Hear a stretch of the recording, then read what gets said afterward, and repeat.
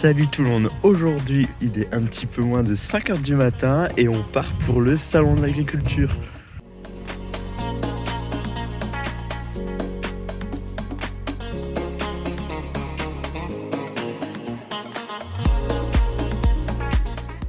On est parti pour la visite du salon de l'agriculture, donc la plupart de la vidéo sera en voix off et je vous illustrerai les différentes choses que je vous explique par des vidéos et des photos. Au sein du salon de l'agriculture, vous avez différents pavillons. Donc le premier se passe au niveau des vaches, des cochons et aussi des moutons. Donc on peut retrouver les plus grandes races des bovins. Donc ce qui est assez intéressant, c'est que du coup on a revu un peu toutes les races qu'on voyait en ethnographie. Donc tout ce qui est race laitière et aussi race allaitante, donc race à viande. On a aussi pu observer différentes races rustiques comme la vosgienne,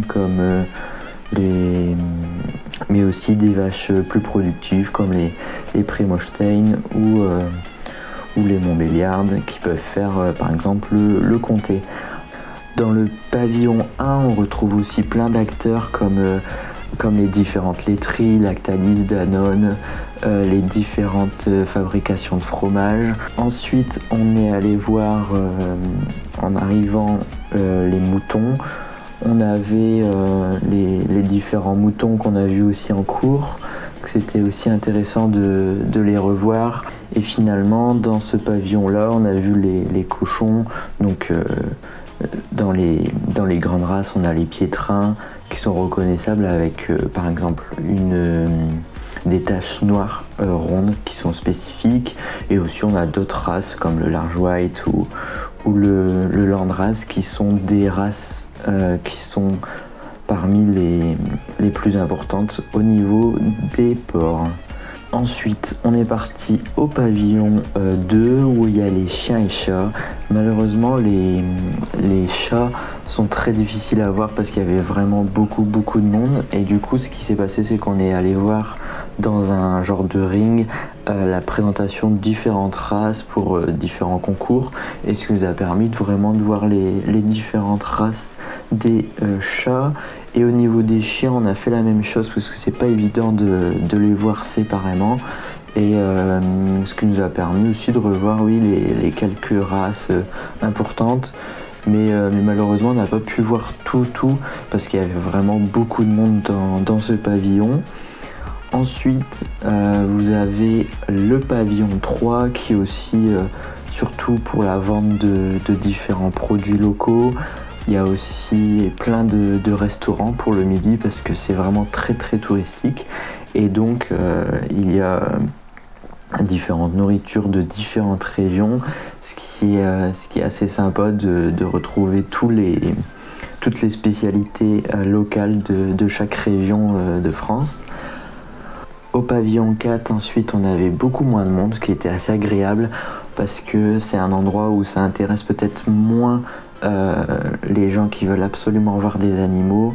C'est surtout des différents stands sur par exemple l'agriculture de conservation des sols ou différents acteurs au niveau de l'agriculture. Il y avait aussi une petite ferme pédagogique avec les différents lapins, les différentes races de lapins. Par contre, il n'y avait pas de poules, je pense que c'est en raison de la grippe aviaire. Et donc c'était assez sympa de se retrouver là-bas parce que dans les pavillons 2, vu qu'il y a beaucoup de monde, à la fin c'était assez fatigant. Après, dans le pavillon 5, on a pas mal de monde aussi. On retrouve des animaux un peu de différentes régions du monde. On avait des lamas, des dromadaires par exemple.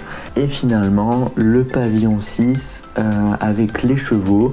Donc c'était vachement intéressant aussi parce que il y avait du monde quand même, mais on a pu voir les différentes races comme le boulonnais par exemple, les chevaux de trait, ou aussi les chevaux qui se rapprochent plus des doubles poneys ou des chevaux qui permettent l'attelage ou des courses.